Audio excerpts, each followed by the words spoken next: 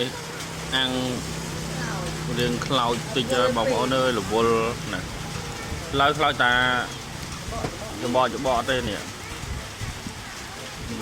អាំងហូបលេងថ្ងៃទី25លេងនេះមកកាំមកពួតស្នាទៅពេងមកយូរ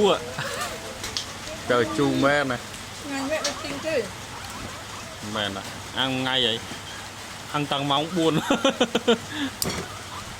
មកកាំមកជាតិមើលតូតអងដាក់តូតអងមួយមើលនេះអូស្រួយស្ញោកហ្មងហ្នឹងអីយ៉ាសាច់វាខ្ញុំដាក់តូតអងមើលតូតអងញ៉ង់ខ្លោចដែរណែបងប្អូនអានេះគេហៅកញ្ចោតអងអូស្ដាយហ៎ខ្លោចអត់ទេខ្លោចតែច្បកឯងច្បកលើហ្នឹងឆ្ងាញ់អើយជាតិហ្មងមានអ្នកសេទេសាស្ត្រ